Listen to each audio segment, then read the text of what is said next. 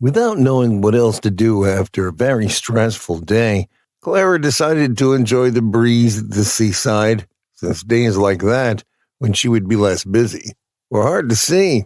Clara lived with her uncle's family in a small cottage in Los Angeles, California. She was 19 and had been living with them for as long as she could remember.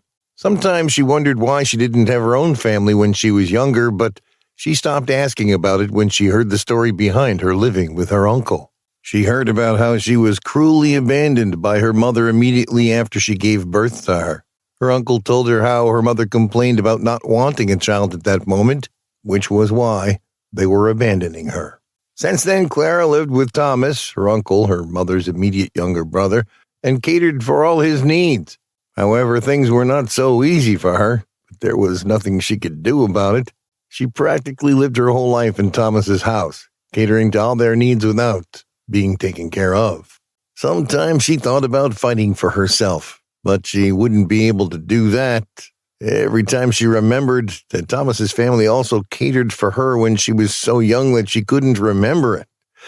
This was the main thing keeping her head down, but Thomas and his family didn't care about that. They had made it a norm to constantly ridicule her with their words and actions, as if doing those things were not enough. They had turned Clara entirely into the maid in their house. They made sure she didn't live as one of their family. Instead, she lived as the maid who must answer whenever they called. This had been so constant that Clara accepted it as the life she was supposed to live. It became customary for her to wake up as early as 3:30 a.m. every morning to start the house chores and go to bed as late as 11 or 12 o'clock. Washing the dirty clothes, mopping every corner of the house, washing the plates, and cooking became a daily routine for her, and she accepted her fate. Though she had many questions about her family, she couldn't ask her uncle about them because that would get her into trouble, and she didn't want that for herself again. She never stopped thinking about who her father was, since her uncle told her that her mother was pregnant with a guy she knew nothing about. Sometimes she wondered if her father was a playboy millionaire, but she knew that was just one of her fantasies. Her reality was the life that she was living at Thomas's house, and she was beginning to get used to it. So as I stated earlier, it was scarce for Clara to be accessible during the evening without having anything to do. So anytime she had such days, she would always sit down at the seaside, far away from her uncle's cottage, to enjoy some natural breeze and fantasize more about how she wished her life would be. "And why are you sitting down there like a jobless dimwit?" Sandra, Thomas's wife, screamed at Clara to bring her out of her self-induced state. "It seems now you have much time on your hands. If not, you won't be sitting down aimlessly here without thinking about how to bring more money to the family that has been taking you ever since your useless mother abandoned you," Sandra completed as she hissed and made her way back into the house. Clara didn't need anyone to tell her what to do anymore. She quickly followed after Sandra. She knew what the circumstances of doing otherwise would be for her, so she quietly followed after her while praying internally that she wouldn't be punished for that again. "Thomas, we've got to do something about this silly girl that loves sitting at home without doing anything profitable. How can you, I, and my 2 kids be out there trying to make some money while all this deadbeat could think about is enjoying the serenity of the ocean at this time? We've got to do something about this ingrate. Enough is enough. She also needs to learn how to make money." Sandra ranted furiously to her husband as they both concluded at that moment that they would find a job for her and make sure she wouldn't be just eating their food in that house free of charge without any expenses from her. The next day, Clara stood in front of her broken mirror, looking at the 6th piece of clothing she'd be trying on that morning. All her clothes were torn, and there wasn't even one that didn't have at least a hole or stitches on it. It was her first day at work, so she wanted to try her best to look as lovely as possible, but it seemed things weren't working her way as she rummaged through her torn sack to see the best out of her torn clothes that could be worn outside. She was so surprised when Thomas quickly arranged where she would be working the previous night in the twinkle of an eye. She didn't know her uncle was as influential as to get her a housemaid job in a rich man's house just like that. Without knowing what to do anymore, she looked around the small storage room she'd been living in since she could remember, and all she could see were torn rags and patches she had made to make the room look as pleasant as possible. She was still looking around to see what she could find until she heard creaks from the door. I looked towards it to see Samantha, Thomas and Sandra's last child, Clara's age mate, in her doorway with one of her used clothes. Well, Mom said I should give this to you so you won't look like a homeless beggar when you get to your place of work. And I mean, why should I mind giving you this piece of clothing that I considered a rag anyway? Samantha said slyly with a wicked smirk as she dropped the clothing on the floor and left the room. Immediately after she left, Clara quickly picked up the clothes with a smile. It could be considered a rag to Samantha, but it was far better than her clothes, so she joyously accepted it and put it on immediately. To spice her dressing up, she put on the only necklace she had, the only thing her mother left her when she was abandoned. After that, she went outside and followed Thomas to where her new place of work would be. You must be Clara. Nice to meet you. You can call me Jordan. The fresh-looking man whose house and accessories just screamed money said to Clara with a smile, as Clara nodded with nervousness. Yes, sir, she managed out as she tried to compose herself to avoid seeming out of place. You can feel at home. You don't need to be so scared of me. I won't bite, the man said again with a laugh as he led Clara into the living room. Clara took the opportunity to assess the man. Well, he seemed friendly, humble, and something around his 40s. Despite all these great attributes, the best of them all was how rich he was. She had seen enough of him in newspapers before to be able to recognize him at first contact. He was one of the youngest billionaires in California, and it was a pleasure for Clara to meet him like that. Jordan was the most famous billionaire because of his fantastic personality. He was known to be friendly and outstanding to his workers. However, there was a rumor about him not having a wife, making Clara wonder how such a fantastic man didn't have a wife. So, there's nothing much for you to do here. My cook just retired last week because of an urgent family matter she had to deal with. All you have to do is prepare my food. I love having my breakfast around 7 o'clock a.m., but there's no need for lunch since I'll have that in my office. All you have to do is prepare my breakfast and dinner. Please, is that clear?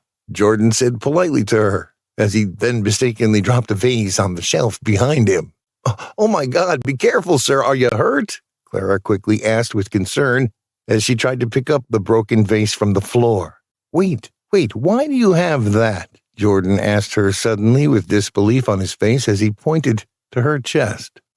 What? Clara asked with uncertainty as she took a fearful step backwards while Jordan approached her the more. Why do you have that necklace? I made sure there were only 2 of them in the world. I made it just for her and myself. Why do you have it? Jordan said as he unconsciously touched something on his neck. Clara looked closer at what he was touching, only to be shocked when she saw that it was precisely the same necklace she had on her. This was the only thing my mother left me, Clara stammered as she was still shocked about what was happening. Your mother? Who is your mother? Jordan asked tenderly as he was beginning to connect the dots. I heard her name was Maria. I don't know her. She abandoned me with my uncle because she didn't want me, Clara answered with tears now rolling down her face. What? Who told you that lie? Maria would never do that. She's too sweet to be as heartless as that. Jordan said that as a tear rolled down his face. He tried to get close to Clara again, but she took a fearful step backwards again. And how do you know that, sir? Who are you to her? Do you know where she is? I would like to meet her even if she doesn't want me. Clara begged while the only thing Jordan could do was cry as he looked at her with affection on his face. Oh my God, I'm so happy to meet you. My baby, finally. Jordan couldn't hold himself back anymore as he rushed toward Clara and hugged her. Baby? Do you mean you're my father? Though I fantasize about this a lot, how am I supposed to believe it? Am I in a movie? Clara said immediately after Jordan released her from his warm embrace. Your mother and I were a couple. We loved each other very much, but she said she couldn't be with me because we lived in different worlds. Also, she was constantly harassed by her younger brother who always duped her out of all her money. This went on for a while until she told me she was pregnant with my child. I was so happy when I heard that. I vowed to marry her instantly. but she just disappeared without a trace. About 6 months later, I only got to see her again, and she wasn't with child anymore. She was also in a bad condition and on the brink of death. She told me she aborted you. I didn't know you were alive. I didn't know you were alive. I would have looked for you. I buried her.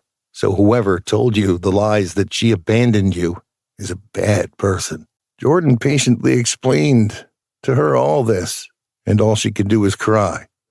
Finally, she was reunited with her father, and it just so happened that it was like a fulfillment of one of her fantasies. She didn't need anyone to tell her that her uncle was behind her mother's death, so both Clara and Jordan investigated Maria's death again, and indeed, Thomas and Sandra were found guilty. Jordan made sure that the two were punished for their wrongdoings, and he was so happy that he was finally reunited with his daughter. Money, they say, is the root of all evil. This has manifested in the life of Joe, a young orphan in Holland. Joe lost his parents to a fatal accident a few years ago.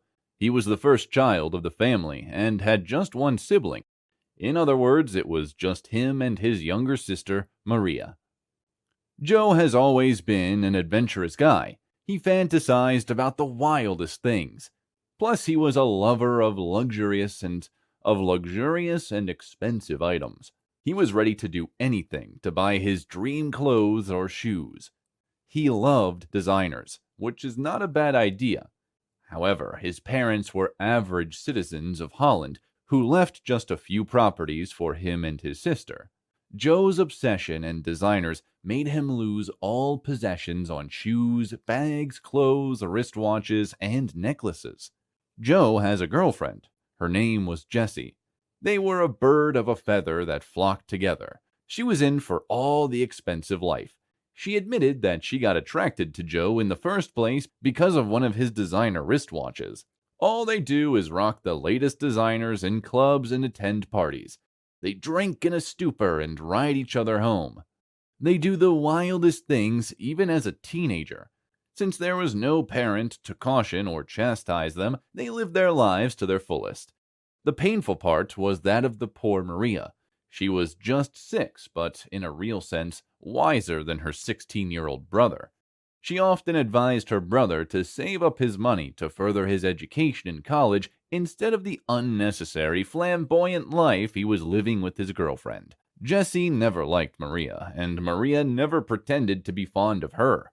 Maria would go into her room or play with her street friends whenever Jessie was around, as she didn't want anything to do with her. She practically perceived her as a bad influence on her brother and couldn't afford to be influenced by her. Joe and his expensive girlfriend Jessie were out on one of their adventures on a fateful day. It was a gathering of rich kids. These guys were in a league far from Joe and his girl. These guys wore expensive clothes, and it wasn't difficult to notice them. Even the blind could easily sense that they were rich kids.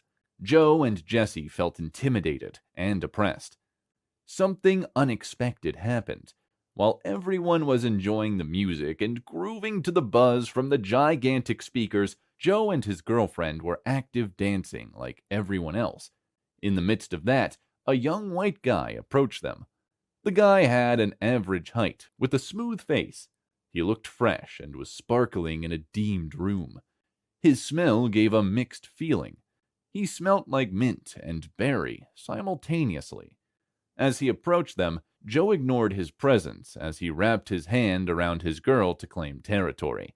But it seemed Jessie wasn't playing that. She stylishly took Joe's hands and stared at the other guy intently. The guy got closer and softly whispered into Jessie's right ear. Joe was lost at this moment. He couldn't grasp what was happening. Is this someone trying to throw advances at his girl in his presence, and his girl seems to be enjoying the whole moment? He immediately tried stopping whatever was happening, but his girl stopped him before he could say much.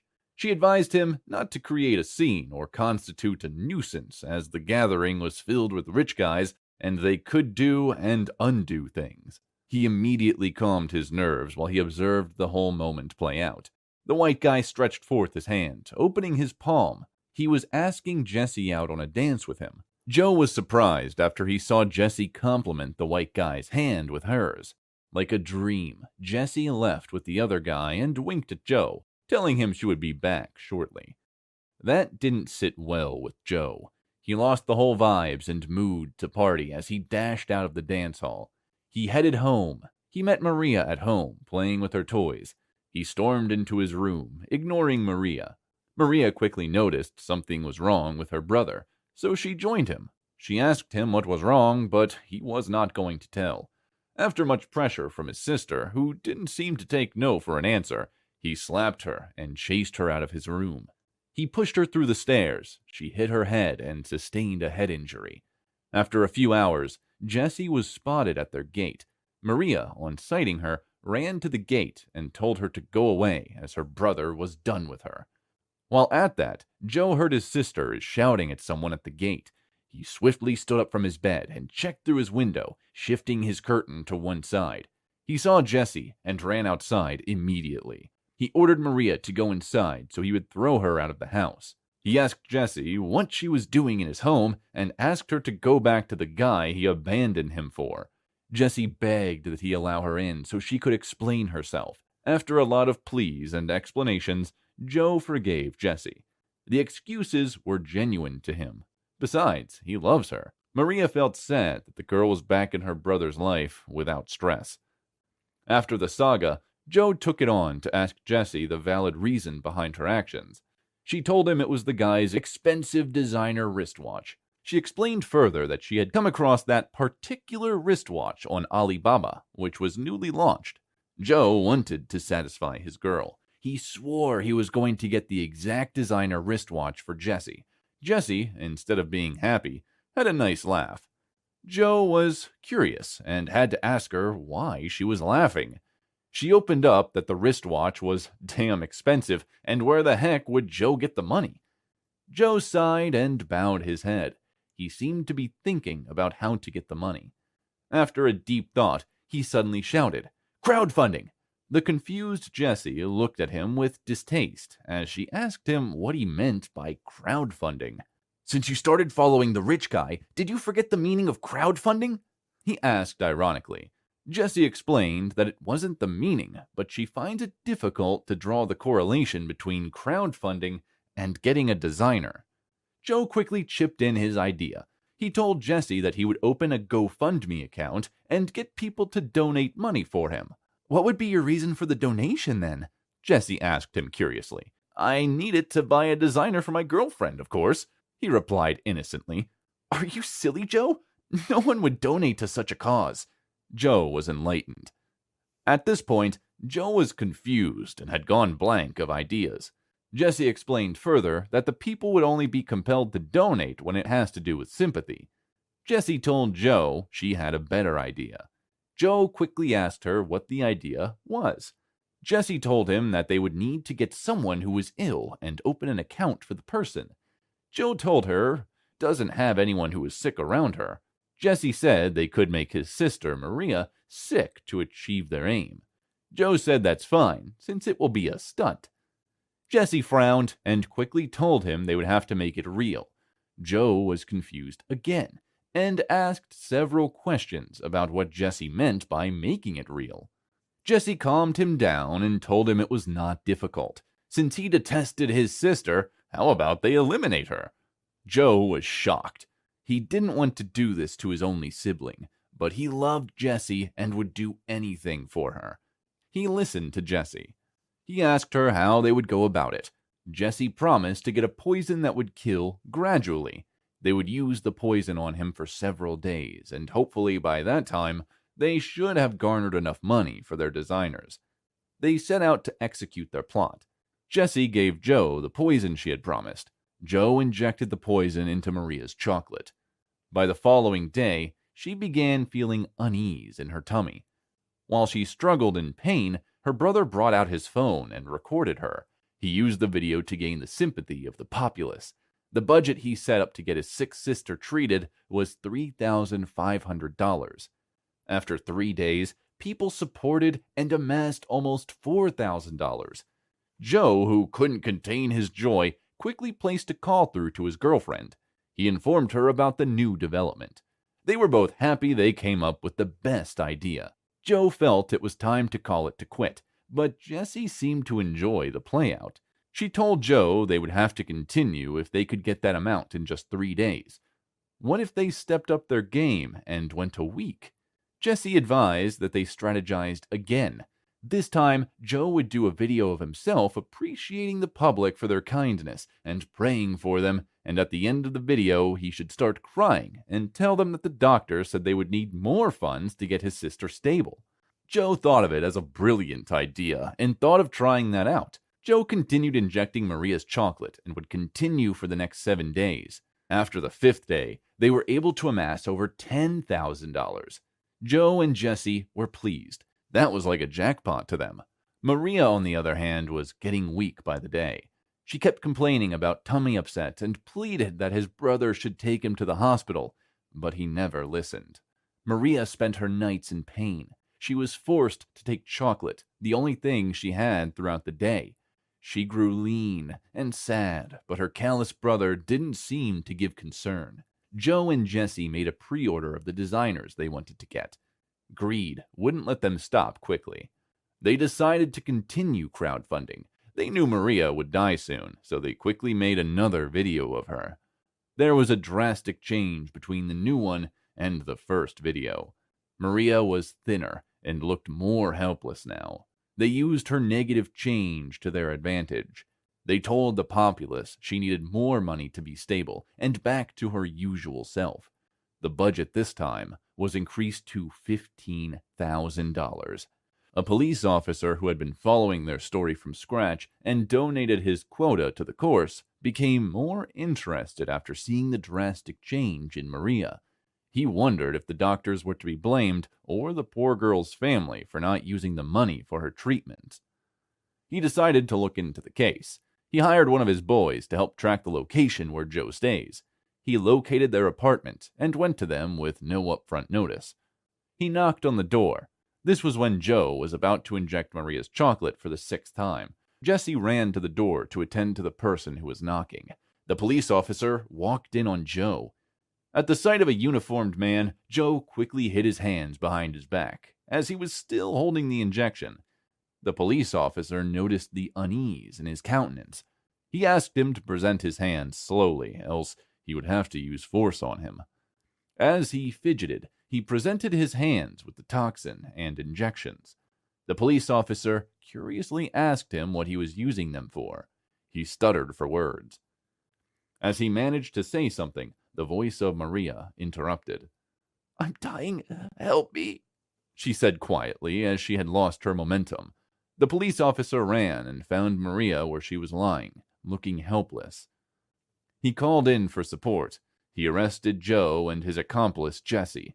Maria was immediately rushed to the hospital. Her case was critical, but the doctors gave her first-hand attention. The police officer told them to make sure she didn't die. After a week, Maria improved while Joe and Jessie were sent to jail for their barbaric act. Maria was soon discharged. She was granted government support and scholarships. The money that was gotten from crowdfunding was also awarded to her. She had to take up the mantle of adulthood at a tender age, but she is an intelligent girl. She can deal. The blessing of life is good health, but when you don't get it all, you just have to be grateful. Joel, the CEO of a billion-dollar company, was battling a terminal disease. "Well, my days are numbered. I must leave well." He continued to be the kind-hearted man he has always been. Good people don't live long. He lamented to motivate himself while lying on his sickbed, trying to be strong. A maid came into the well-arranged standard room to care for her boss as she was paid. "Thank you for all you have done, Tina." "You are a nice man, sir, so I tend to put my best into taking care of you. Moreover, it's what I'm paid to do," she said with a friendly smile as she headed out of the room, driving Joel back into his thought. He has not seen his wife in days now, and she is comfortable with it. Another idea came through as he concluded she might be busy. He was busy with his belief that he didn't notice Tina was back to the room with his food to feed him. He rose when he was finally revived, and he took the food as he chatted comfortably with her, complimenting her beauty and appreciating her. She took the compliments and cleaned him up after feeding him, laying him down as he had lost almost all his organs to cancer. The sickness started 4 years earlier when he felt uneasy, and he went to visit his doctor, who conducted a test on him and broke the news. Joel was shocked because he was conscious of his health and never believed he could ever be in that condition. He has tried everything he could so that he would survive, but there has been no cure for the illness. His money kept him for this long until the doctor predicted he had 6 months to live.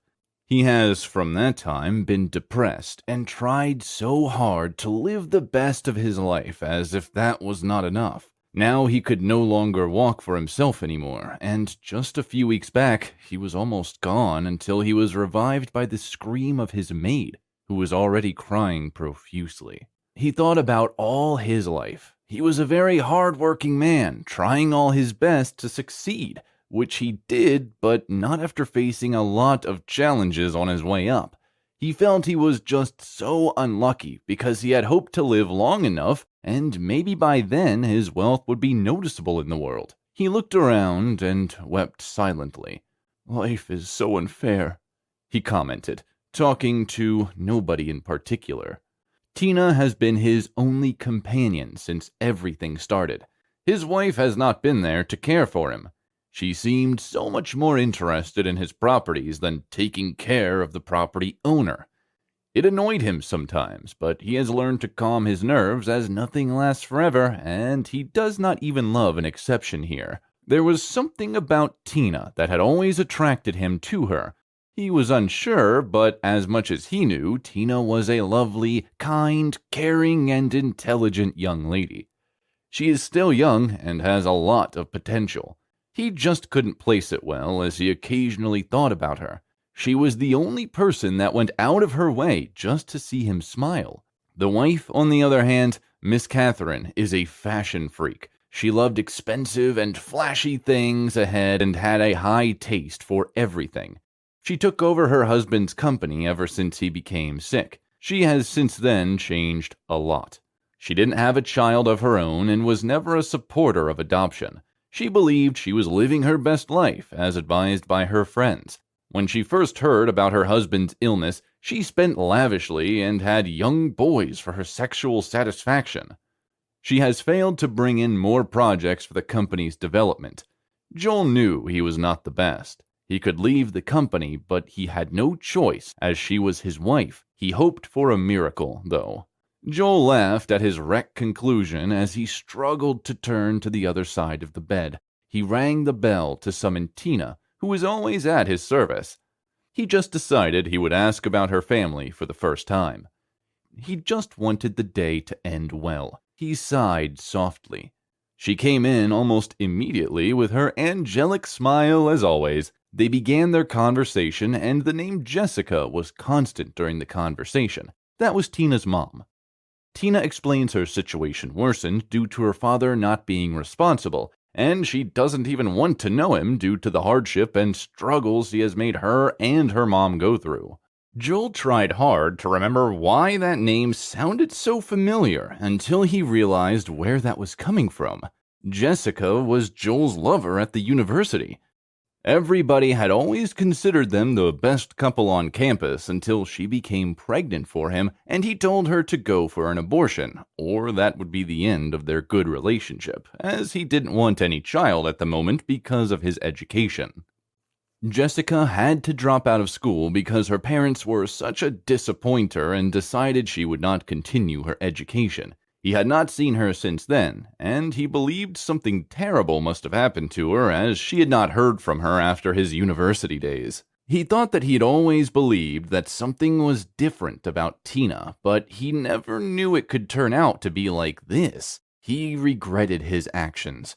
How mysterious could karma catch up with someone in the least expected way? He couldn't help but cry, and when he finally got to say something, he could only tell Tina he was sorry.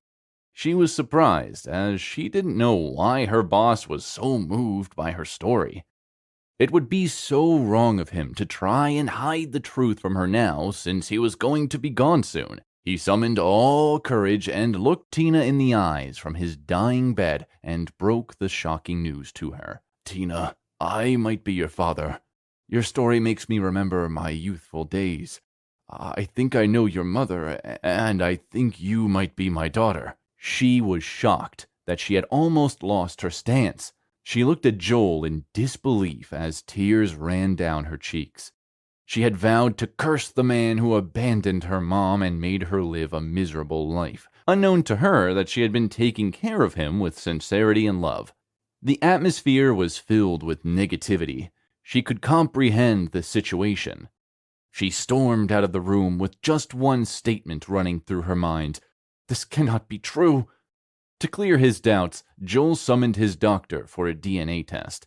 He begged Tina to surrender herself for a medical examination, and the result was out after some days. To his relief, the result had it that Tina was his daughter. Joel was the happiest man on the planet Earth. This meant a whole lot to him. He was not going to die barren. All this while, his wife was away from him. She didn't even care to know how good or bad his situation had grown. She was waiting for him to die so she could legally take charge of the company. She had always imagined being the next CEO of real estate. She didn't get the news of Joel getting back his daughter, as it was something he never spoke to her about when she came back home. She sipped her wine as she surfed through her e-commerce market, trying to purchase an expensive watch for one of her lovers. Clinton is Joel's legal advisor and also a perfect friend. They have been together for a while, and the relationship has been enjoyable. Joel informed Clinton about the new development as regards the order of his will. Getting a call like this from his client was surprising, and he felt he should see things himself. He went over to Joel's beautiful mansion. After a series of questioning and comprehensive looks into the situation, Clint did not doubt that Joel's mind was made up and would respect his decision. He gave Tina this lucky girl look as he was equally happy for her. Joel changed his will. In the new will, he willed all Joel's possessions to his only child, as Joel had ordered. Joel believed so much in Tina. He trusted her to handle everything well and make the family name great. He thought she had a lot of hidden potential, even though she had only served as his maid. The news soon traveled fast, as Dr. Smith, who was also a friend to Miss Catherine, who always helped her to conduct a series of abortions, was the one who led the DNA test. Dr. Smith made a copy of the DNA result and sent it to Miss Catherine. When she got the result and discovered her husband had a child, she flew up, and her eyes widened in disbelief as she picked up her purse and phone. She was not going to take this. How could he not tell her about this after all these years together? She shook her head, opened the door to her car, and immediately sped off home. Joel's last days were filled with joy, as he had already asked his daughter for forgiveness, and she was assured he had forgiven him. She didn't stop caring for him, as she was fond of him from the beginning. Miss Catherine rushed into the house and straight into her husband's room. She dashed in and saw Joel and the maid smiling and talking happily. She could not take it as she poured out her mind bitterly. She was so angry that she mistakenly hit Joel in the chest. Joel developed convulsions almost immediately and was rushed to the hospital by Tina and Miss Catherine. The doctors did their best to revive him, and he was again so lucky to cheat death. However, he was still conscious. Miss Catherine was busy outside, threatening to deal with Tina. After a long wait, Joel was finally stabilized and allowed to talk to his wife and Tina. Joel was so sure his days were almost over. He held Tina's hands and whispered something into her ear. Afterwards, his pulse went flat. Miss Catherine left the ward silently as she cried softly. Tina could not have it. She also wept profusely as the nurses escorted her out of the room. Months after the tragic death of Joel, Miss Catherine instructed Tina to stay away from her, as she was never going to recognize her as relevant in the family. She has also taken full ownership of the company. When the time was right, Clinton called on both sides and dropped the bomb. As if that was not enough, Joel gave all his houses to Tina, and Miss Catherine was left with nothing. Miss Catherine was not only disappointed, but bewildered. She threatened to sue Clinton and take the matter to court, as she believed that she could not be the will her husband left. She got into her car and zoomed off at the highest speed possible, looking for a spot to cool off her head. She was lost in the reality that she didn't notice the truck in front of her. She hit the car and became unconscious immediately. The accident claimed her legs. She also became mentally unstable from the hit on the steering wheel. Tina has been doing her best to prepare for the first day in the office. She knew it would not be easy, but she knew she had all it took to take a company to a higher position. She looked back at everything that had happened in a few months and believed she was the luckiest person on earth, as anybody would believe.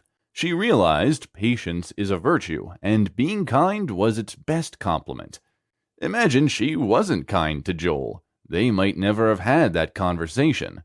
Patience is not the ability to wait, but how one acts while waiting. It's good to be good, she said as she stepped out of her car and headed towards the company door majestically with a bright smile. Survival can be challenging, but trust me, it can be worse as an orphan. Paulina's life has been nothing short of miserable. She was born poor and brought up in an orphanage home. Paulina never had the chance to know her parents. According to the wards in the orphanage home, Paulina was brought in by two women who claimed to have rescued her from the roadside, where a baby blanket neatly wrapped her. She has since then lived in the orphanage home and grown up amidst her fellow orphans, even though no source has proven that she is an orphan. When she grew up, and it was time for high school, Paulina suffered a number from her colleagues at school.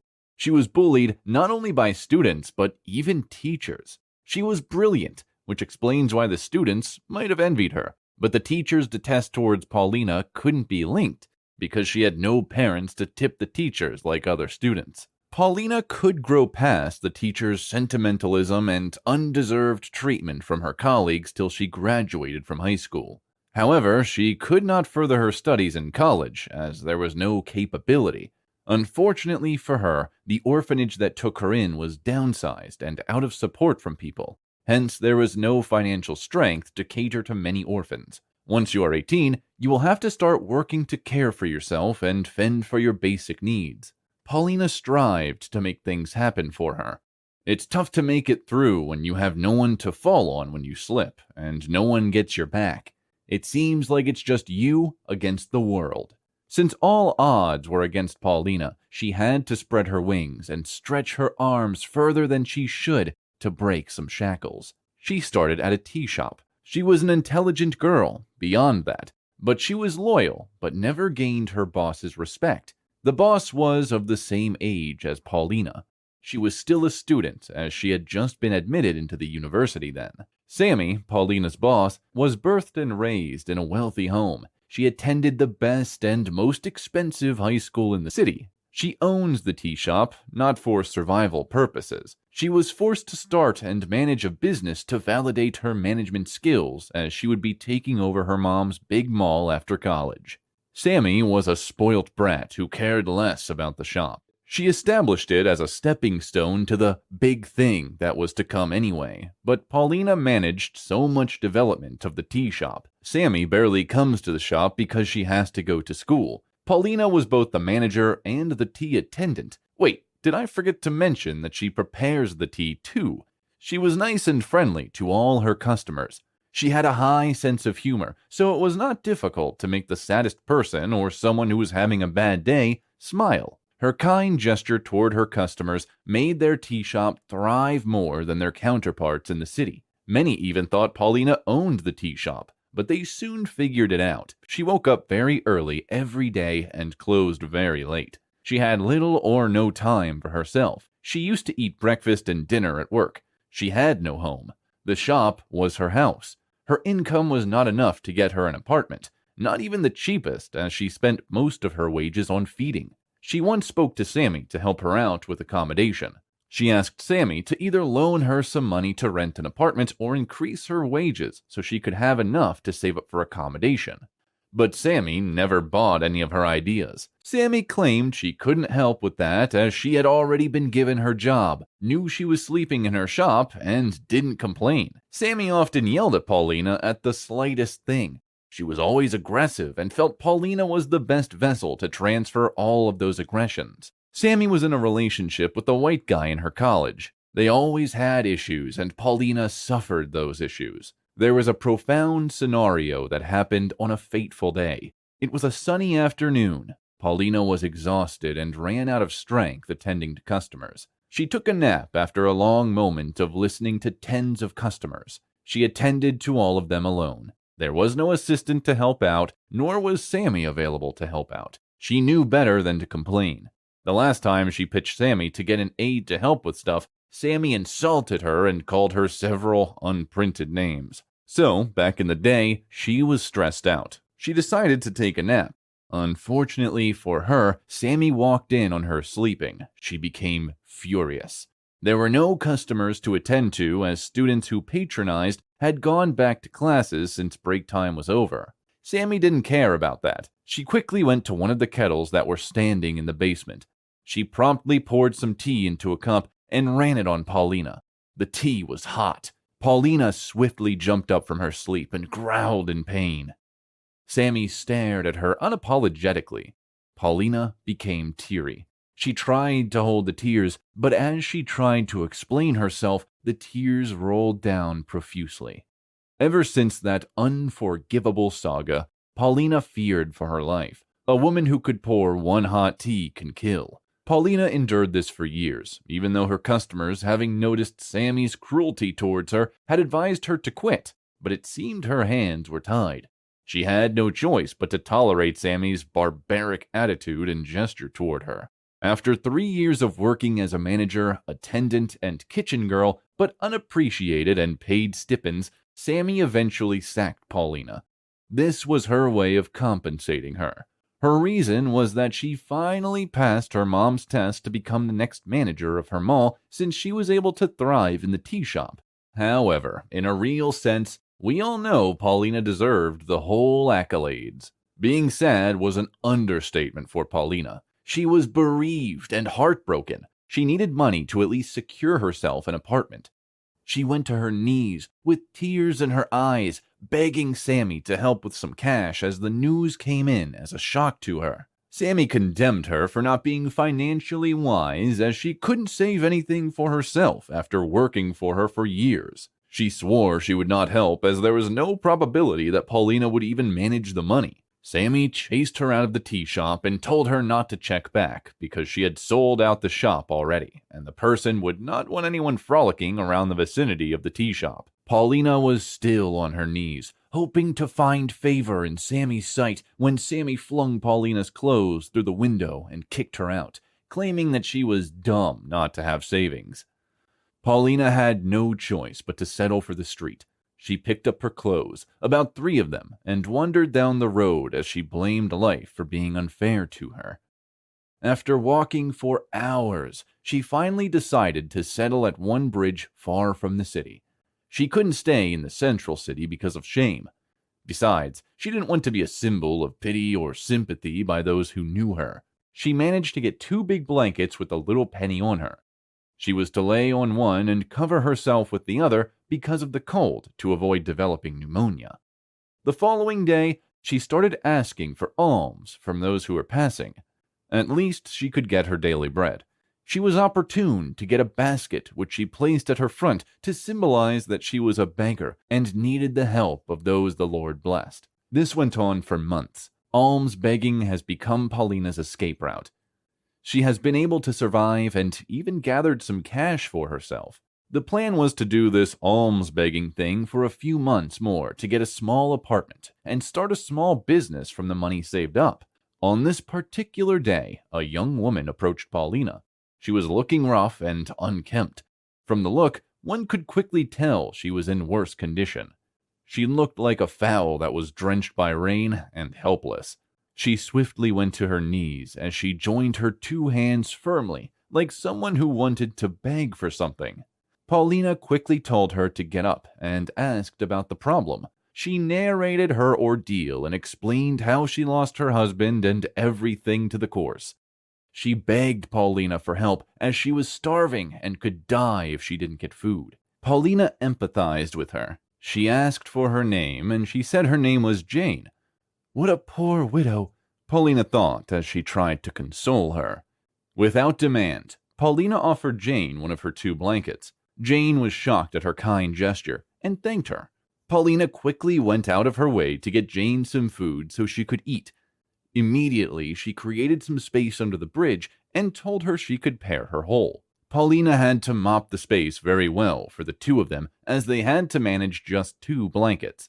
They were left with the choice of laying on the blankets or covering themselves. Jane quickly came up with the idea of sharing collectively. They would lay on one and use the other to cover their bodies.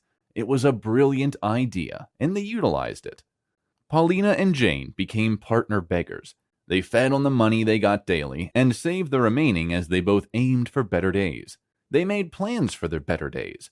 Jane wouldn't stop singing the praises of Paulina and would often tell her that someday she hoped to compensate her for what she had done for her.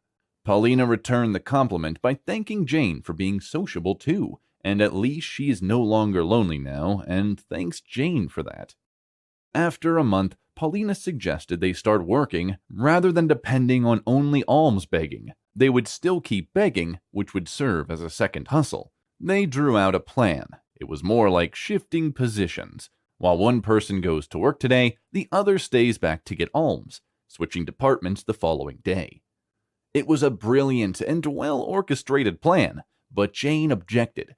She said Paulina might not need a side hustle and might even have to stop begging for alms. At this moment, Paulina was confused as you had read this. Why would you suggest we stop asking for alms and still work, Jane? Jane smiled brightly as she patted Paulina on the shoulder and told her that she had something to say to her, which was more like a confession. At this moment, Paulina focused on Jane as she was curious. Many questions were running through her head, but she tried to calm herself and hoped everything was fine as she asked Jane what the confession was. Jane took a long breath. She then told Paulina that she was not what she had posed to be and that she would love to apologize to Paulina. This time, Paulina was more confused.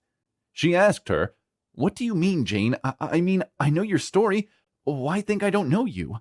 Jane didn't hesitate to tell Paulina that she was not a widow and she wasn't wretched as she had made her believe. She was a billionaire and she lived on the island.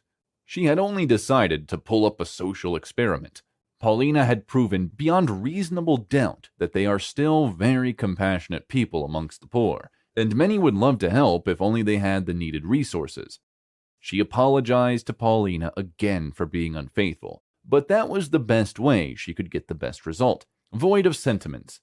She assured Paulina that she ceased to be a beggar from that moment. In respect of that, she gave Paulina $200,000 to get herself a very reputable apartment and start that dream business she had always told her about during their stay together. She handed Paulina the cash in a black briefcase alongside her complimentary card and told her not to hesitate to reach out to her whenever she needed any financial assistance.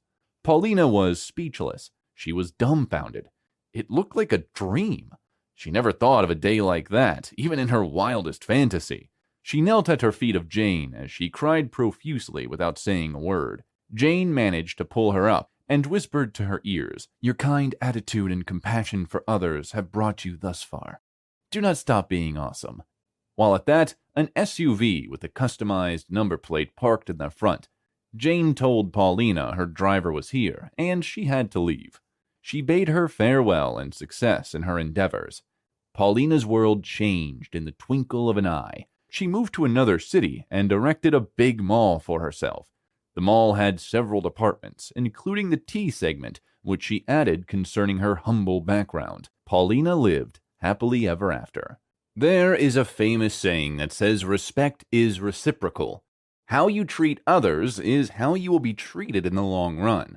Jacob is a famous website designer who has done many excellent jobs for people. He was always profound at work. He hardly has time for himself or his wife. A successful man cannot fully achieve greatness without the help of a determined woman, they say. Jacob married a beautiful woman who had a long fit into his lifestyle. She loves him wholeheartedly.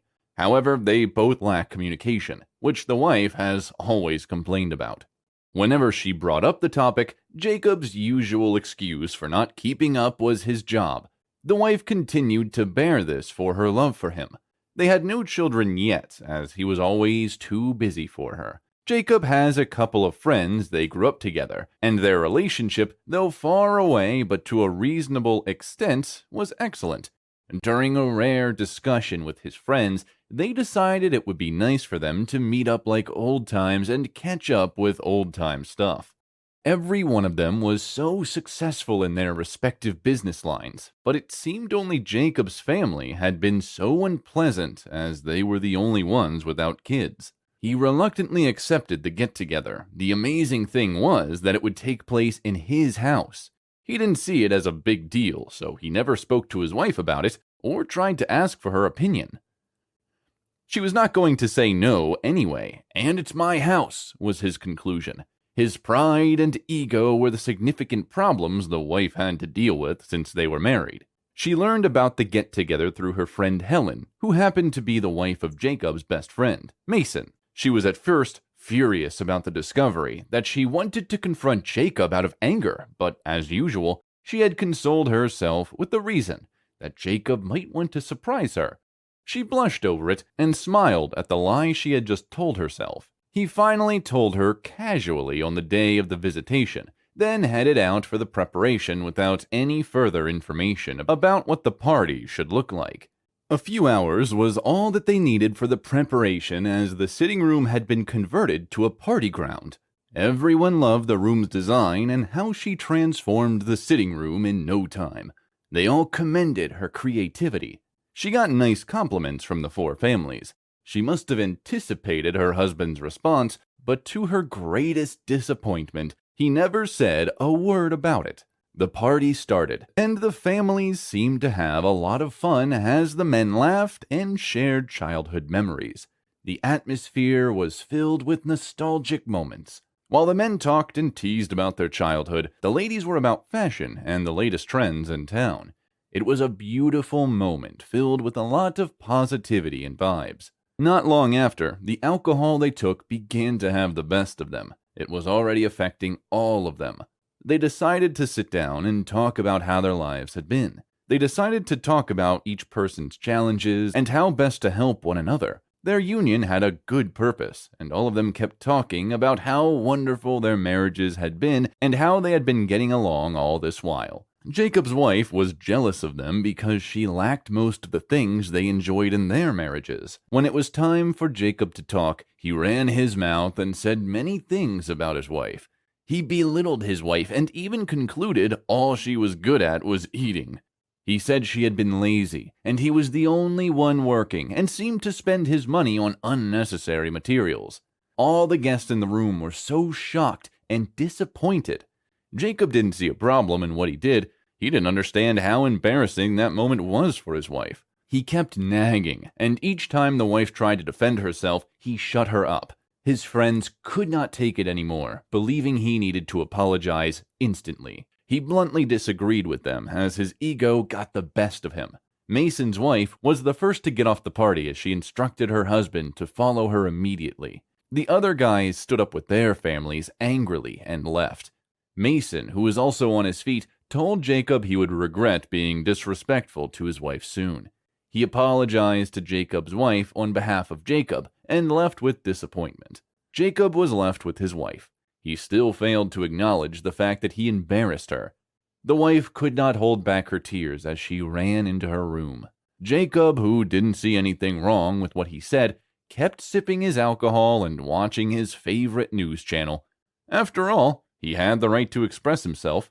The wife wept profusely as she remembered everything she had put in place for the success of the get-together and how everything eventually ended, least expectedly. Many thoughts came flowing into her head, and she realized it was time for her to act.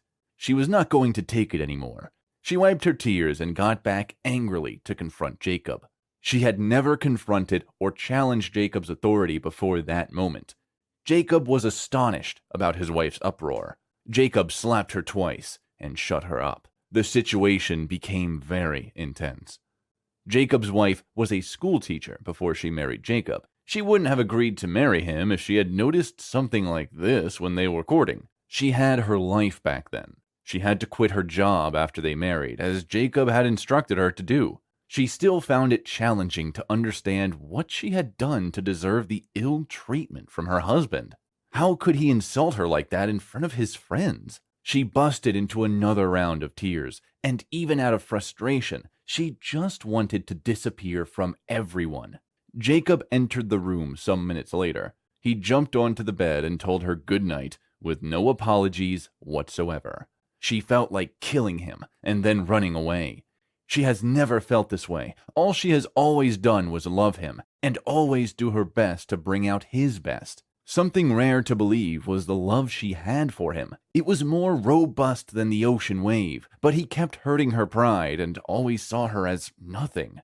She had always considered her husband's choice in every decision. She concluded all of those things have to stop regardless of what the outcome might be.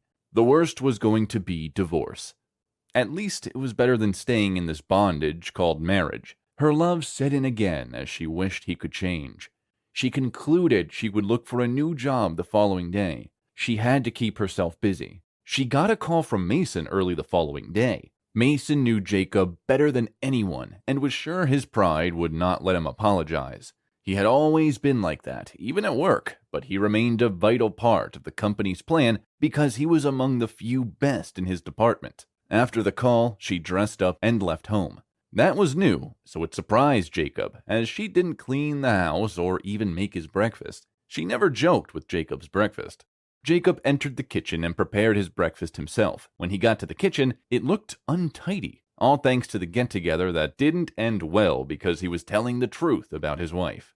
He smiled when he remembered how Mason's wife reacted to the situation. He fumbled with the breakfast and even stained his clothes. That was his best, he growled. It wasn't difficult to secure another teaching job because of her past experiences and her intelligence in teaching. She soon found a job in mid-school and was to start work the following day. She stayed in a coffee shop down the street to reflect and strategize about her new job. Jacob did not seem to be himself at work. He managed to fit into everything, but it seemed nothing was clicking or connecting. He needed to talk to his wife, who had always been his companion. She always had the best advice for him whenever he was in an awkward situation. His time at work was eventually over, and he still felt uneasy. When he got home, everything remained as it was. He turned his face in anger. He didn't care if she was still angry. She has to give him a reason for not cleaning the house. She only had one job after all. He realized she was not even back yet from wherever she had gone. He became worried despite his act and pride. He loved his wife, even though his actions often countered that. He picked up his phone to call her, but she refused. She kept ignoring the call. She later decided to sleep in a hotel and plan what her new life would look like. No matter how much love, the moment the relationship started getting out of hand, it is better to walk away. Jacob could not meet up with how untidy the house was. He decided to clean up while waiting for his wife to return with a genuine excuse for abandoning her daily duty. Cleaning the house was one of the most stressful jobs ever. He washed the dishes and cleaned up. By the time he was done, the time was far gone. It was beginning to dawn on him that his wife was not coming back home that night. She was not even a night crawler. He began to have different thoughts in his head. He began to ask several rhetorical questions and kept soliloquizing as he picked up his phone to call his best friend, Mason. He explained the situation of things to him. Mason just replied, "Okay," and ended the call on Jacob. Jacob figured out he was still angry due to the previous day's outburst. He decided to go to bed. The night wasn't fair to him. His tummy would not let him rest. He was an ulcer patient. He needed to eat at least a bit before taking his medication. If she were available, she would ensure he was fine. She cared that much. Jacob survived the night. The following morning, he drove as fast as possible to the hospital to get treated. After 2 weeks, Jacob's wife was still nowhere to be found. He had looked around for her, and none of his friends were ready to help him. He lost focus at work and asked to take a break. His life became miserable in the space of weeks. Indeed, when you lose a good woman, you regret your actions. Jacob realized his mistakes and knew he had lost a jewel. He wished for another opportunity to apologize. When he was narrating how miserable his life had been in the short space of his wife's absence, he didn't know when he started crying. He could not even think of finding another woman. She was the best for him. Mason has been communicating with Jacob's wife since she left home, knowing her whereabouts. He had been paying for her hotel bills. He waited so long for the day Jacob returned to his senses. His friend's secret confession moved him. He told the wife about it and thought it was time for her to return home as Jacob learned his lessons. She initially insisted, but after constant pleas from Mason, she reluctantly accepted going back home. Mason and his wife have been good to her ever since that night. It was Mason's idea for her to leave the house in order to teach Jacob a lesson. When she knocked at the door, she was surprised to see Jacob had grown so unkempt. It was only 3 weeks, but he looked so wasted. He seemed to be doing more drinking than eating and sleeping. She blamed herself for leaving him like that, but she figured out the space was needed so he could learn his lesson. Jacob could not hide his surprise. He jumped at her like a baby and kissed her. She was so excited by his move. He instantly went down on his knees to apologize. He even made a vow never to do something like that again, as he realized how important and how impactful she had been to his life. She hinted about her new job, and Jacob was excellent with that. She continued her work, and they both agreed it was high time they had kids. She taught him something great. You can't treat someone like a pinch of salt and expect to be carried like a bag of rice. Indeed, respect is reciprocal, no matter a man's status or position. He has no reason to disrespect or belittle a woman, especially his wife. Jacob was lucky his wife decided to give him a second chance. Not everyone will be as fortunate as Jacob. This is why you must start treating your woman with respect, beginning from this moment.